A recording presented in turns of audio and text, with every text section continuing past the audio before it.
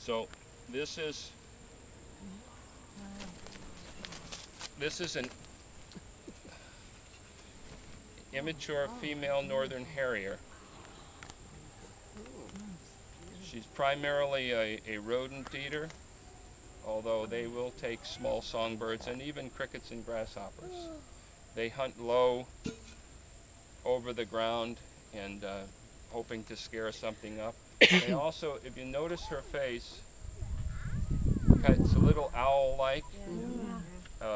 She has exceptionally good hearing. These are almost like those, the facial discs on an owl, and she'll listen for mice as she's flying along. I know this is a female because she's actually kind of a tweener. She's halfway between the weight of a typical male and a typical female. In most species of raptors, females weigh quite a bit more than males. She also, since she's bigger, what we call the wing chord is from this point to that point is right in the overlap zone. We know below a certain size it's definitely a male, above a certain size it's definitely a female. This is probably a truer. This is a number 5 band. A male would take a number 4, which is much smaller. Just wouldn't fit on her. And also the eye color is, her eyes are brown. They call it chocolate brown, but they're really, most of the young females that I've handled, the eyes are much browner than that.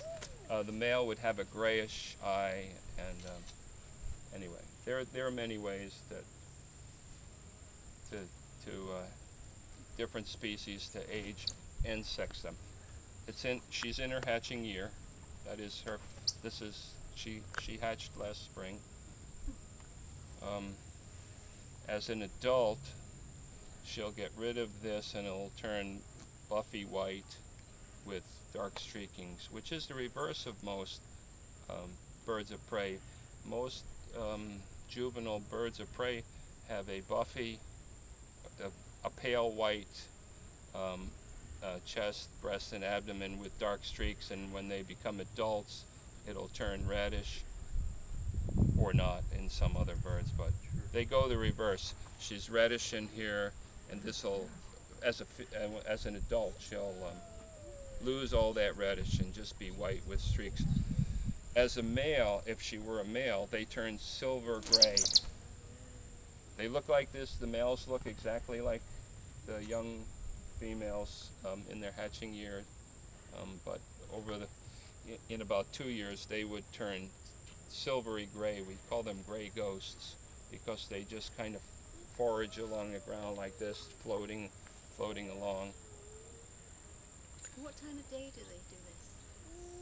Well, all hawks are diurnal, although the northern harriers tend to be early in the morning and late in the afternoon, but during migration, whenever they're hungry, they're going to forage. She's actually, her measurements are pretty close to those of a red tail. I mean, if you were to stretch the wings out wingtip to wingtip, it's over 48 inches, and from the head to the tip of the tail, it's about 24 to 30 inches. But she's like a third the weight of a red tail, because she's all tail and much less body. How long will a meal of a mouse to sustain her? Well, a mouse, I don't know how many species of mice there are. Mostly in a field type habitat, they would take a meadow vole, which weighs 60 grams, give or take.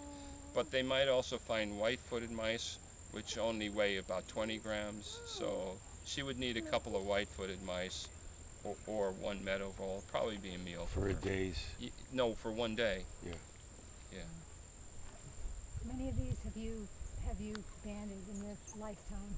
Oh my God. Over 1,000 birds of prey, maybe closer to 2,000. One of the necessary things to pair bonding is mate feeding. And the females will demand, they'll sit on a post or a tree, or these birds don't nest in trees, they nest on the ground, harriers. They'll sit and they'll whine and beg for food.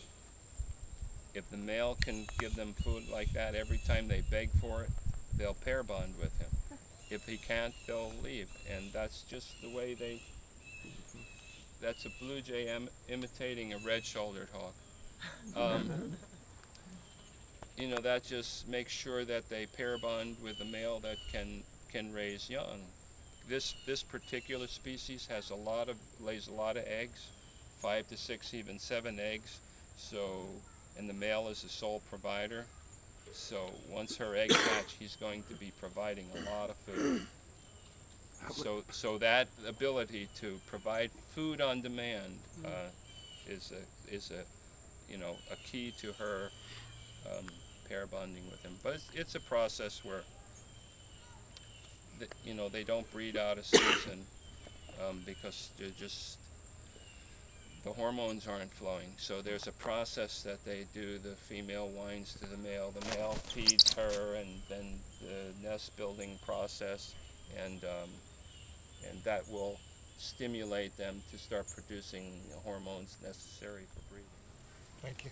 So you you caught her and then tagged her, and now you're releasing her. You can touch her if you want. Feel how soft her feathers are.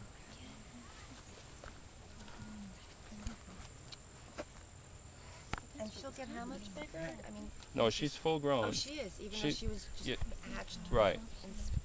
a few months ago. It's amazing.